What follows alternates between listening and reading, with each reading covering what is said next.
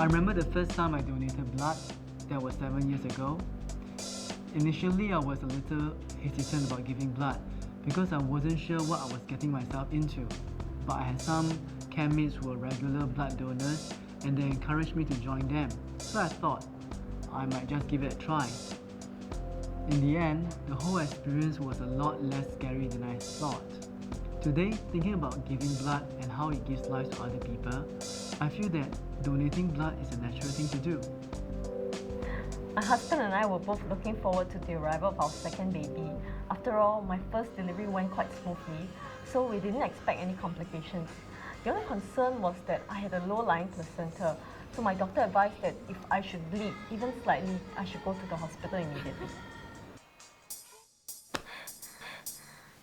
Andrew! I was shocked when I woke up and noticed that I was bleeding very heavily.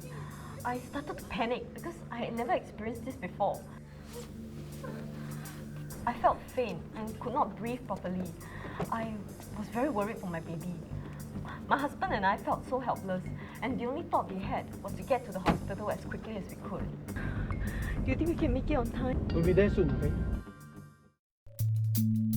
If you haven't donated blood before, I guess the process can be a little scary. But it's common for first-time donors to feel a little anxious.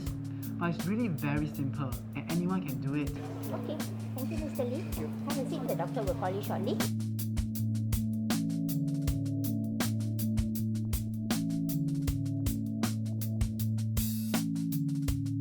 Other than the slight pinch when she administered the anesthetic, most people will not feel any pain during blood donation.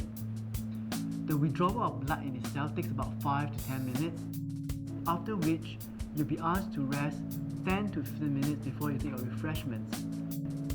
If for any reason you feel your blood is unsafe for transfusion, call the blood bank if you don't want them to use your blood after donation. When Linda arrived at the hospital, the doctors have to do an emergency C-section because she was losing too much blood. Do you think the baby is okay? She'll be fine.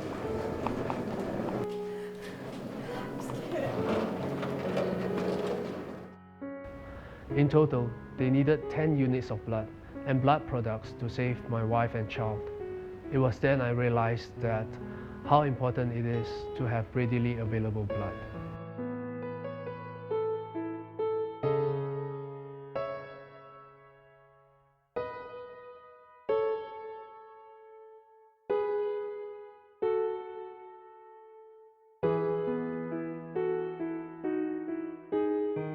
I've always thought that I was a healthy person, and I never expected that I would one day be in urgent need of blood.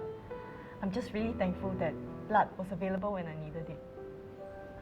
That was a traumatic experience, and it also made me realize how we take things in life for granted.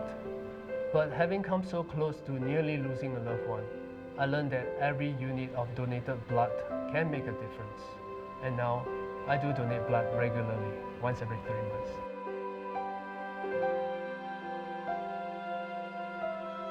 Isn't he beautiful? Yeah. So cute. Does he look like me? A bit the nose. It is amazing what one blood donation can achieve. Each packet of blood can save up to 3 persons' life as it is processed into red blood cells, plasma, and platelets. Each of these will then be used to treat patients with different medical conditions such as anemia, leukemia, and blood clotting problems. Each packet of blood undergoes stringent testing to ensure that it is safe for transfusion. Most people aren't aware that a blood bank should have at least 6 days supplies of blood at all times. Having a pool of regular donors helps ensure that we have sufficient blood or blood products for patients, especially during emergencies. You know, Singapore is so small, your blood can go to anyone out there. It can be someone standing right next to you, or even someone you know. One thing's for sure, once your blood leaves your body, you will embark on a journey of its own. And that journey ends with saving lives.